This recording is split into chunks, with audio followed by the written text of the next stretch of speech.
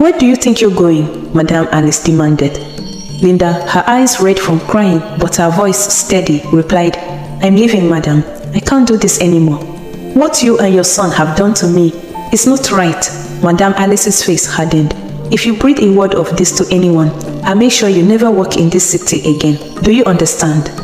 Linda looked at Madame Alice, and for the first time, the older woman saw not fear, but pity in the young girl's eyes. I understand, madam, but remember, every action has its consequences. Someday, you and Bayo will have to face yours.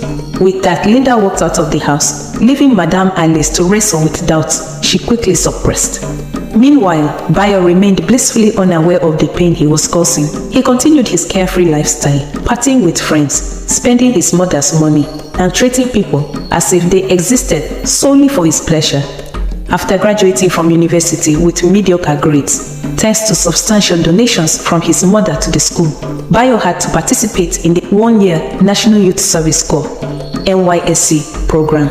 He was posted to a girls' secondary school called Delight Secondary School in the western part of Nigeria. The night before he was to leave, Bayo lounged in his room, surrounded by expensive gadgets and designer clothes. He was trying to decide whether to pack. Madame Alice knocked on his door. Bayo, my darling, are you ready for tomorrow? Bayo groaned dramatically. Mom, do I really have to go? Can't you talk to someone? Get me posted somewhere in Lagos instead. Madame Alice sat on the edge of his bed, patting his hand. I'm sorry, my love, but even I couldn't change this. It's only for a year. Think of it as an adventure. Bayo rolled his eyes. Some adventure. Stuck in the middle of nowhere, teaching a bunch of village girls. Now, Madame Alice chided gently. It won't be that bad. And remember, you're my son. You can handle anything. As she left the room, Bayo flopped back on his bed, already plotting how to make his year of service as easy and pleasurable as possible. The next morning, as Bayo's driver loaded his numerous suitcases into the car, Madame Alice fretted over her son. Are you sure you have everything, darling? Your ATM card, your new phone? Bayo nodded impatiently. Yes, Mom, I've got everything. Can we go now? As they said their goodbyes, neither of them could have imagined how this year would change their lives forever. This was the first time Bayo would be far away from his mother, and the thought initially made him sad. However, his sadness quickly turned to excitement when he arrived at Delight Secondary School. As Bayo walked into the school compound and saw the pretty schoolgirls, a smile played on his lips. I think I'm going to enjoy my stay here, he thought to himself, already plotting his next conquest. The school principal, Mr. Olu, a stern-looking man in his 50s, welcomed Bayo to the school. Welcome to Delight Secondary School, Mr. Bayo. I trust you find your stay here both challenging and rewarding. Bayo put on his most charming smile. Thank you, sir. I'm looking forward to making a positive impact. Mr. Olu nodded approvingly, unaware of the thoughts running through Bayo's mind. Excellent. Let's get you settled in and then I'll show you to your class. After the necessary documentation was completed, Mr. Olu led Bayo to his assigned classroom. You'll be teaching physics to our senior girls, Mr. Olu explained. It's a critical subject for their final exams, so we're counting on you to prepare them well. Bayo's eyes lit up at the news. Physics was a subject he knew well from his university studies, and the thought of teaching it to senior girls only added to his excitement. As they entered the classroom, 30 pairs of eyes turned to look at them. Mr. Olu cleared his throat. Girls, this is Mr. Bayo. He'll be your new physics teacher for this academic year.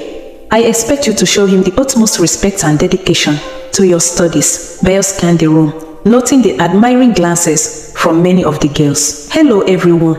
I'm excited to be here and to help you all excel in physics. I have a feeling this is going to be a great year.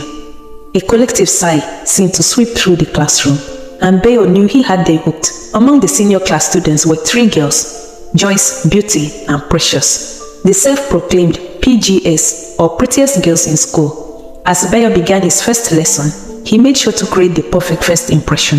He showcased his intelligence and charm, peppering his lecture with jokes and relatable examples that had the class hanging on his every word.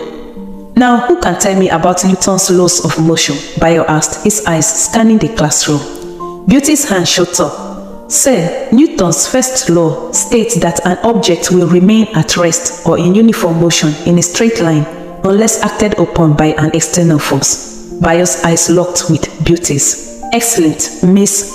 Beauty, sir, she replied, a coy smile playing on her lips. Well done, Beauty, Bayo said. It seems I have some bright students in this class. As the lesson progressed, Bayo made sure to engage all the students, but he couldn't help paying extra attention to Beauty and her friends. He could see the admiration in their eyes and planned to use it to his advantage.